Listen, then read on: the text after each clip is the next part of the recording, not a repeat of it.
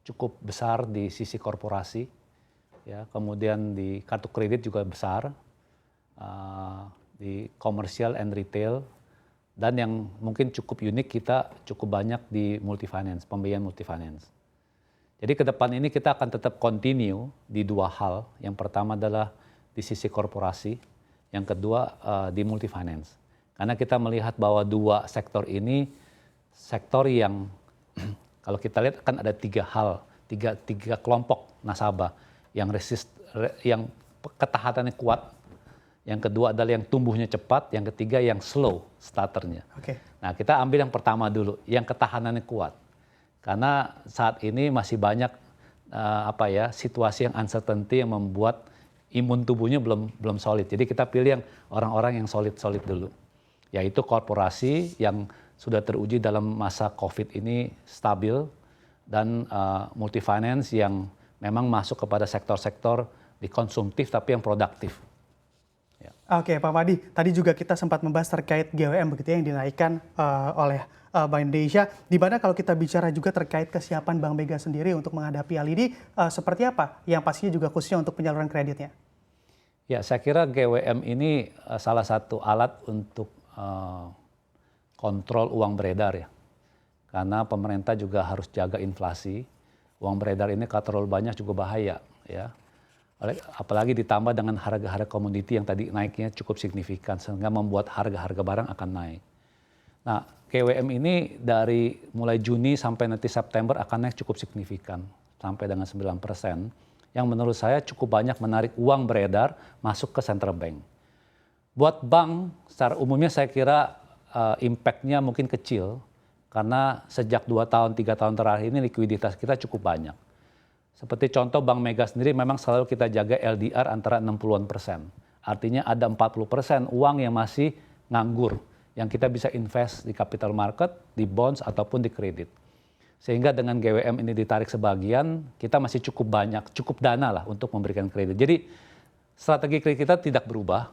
Ya, kita akan tetap continue fokus kepada pengembangan beberapa sektor-sektor tadi. Dan yang kedua adalah GWM ini juga mungkin bisa mengarah atau membantu pengembangan kredit-kredit UKM. Karena UKM ini kan diberikan insentif. Ya, dan memang problemnya adalah nggak semua bank ready untuk memberikan kepada UKM. Sama seperti toko, apakah kita siap kasih kepada retail yang kecil? Mungkin ada toko yang khusus wholesale, ada toko yang retail. Nah ini kalau disamaratakan buat yang retail sih nggak ada isu, tapi yang buat besar ini challenge. Tetapi makanya diberikan insentif. Tapi menurut saya insentif ini buat bank impact-nya juga kecil. Karena kenapa tadi kelebihan likuiditas masih cukup banyak. Jadi saya kira ke depan dengan GWM ini ditingkatkan, saya kira bank pada umumnya akan tetap continue memberikan kredit. Oke, baik. Pak Padi, kalau kita bicara juga begini terkait postur dari penyaluran kredit, khususnya memang di sektor prioritas dan juga ekspansi ataupun potensi ekspansi ke depan di Bank Mega akan seperti apa? Ya, tadi saya sempat singgung bahwa nasabah pun terbagi dalam 3 kelompok tadi yang saya katakan, bahwa yang imunnya kuat, ya, resistensinya kuat, surveillance-nya kuat. Yang kedua adalah nasabah yang grow-nya cepat, ya, yang agresif. Yang ketiga adalah yang agak lambat tapi stable. Ya. Nah, dalam kondisi sekarang ini kita harus pemilih ya untuk masuk kemana dulu. Karena tadi saya katakan bahwa COVID belum selesai. Jadi Bank Mega mungkin kita akan arahkan kepada yang pertama dulu tadi, yang bodinya kuat, yang imunnya kuat, yang mana sudah teruji selama COVID ini bertahan dan even masih bisa bertumbuh. Yang kedua, kalau kita lihat kembali ke nawacita pemerintah, mereka mau tumbuhkan industri-industri yang orientasi ekspor, ya, yang mana padat karya juga, ya, artinya bisa menyerap tenaga kerja yang banyak. Kedua adalah infrastruktur, ya.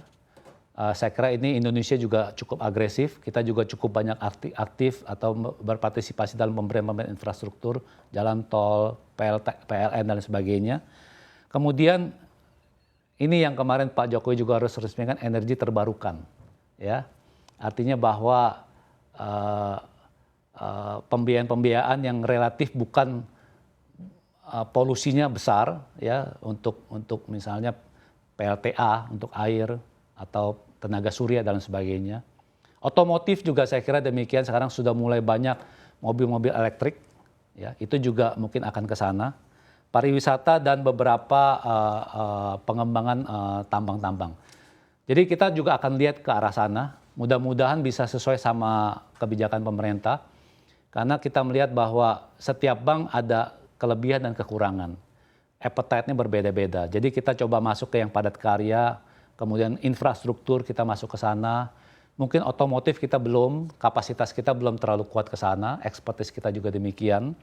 Pariwisata juga saya kira kita ada, tapi sekarang ini masih banyak pasien dalam tanda kutip yang terkait sama pariwisata yang masih tiarap.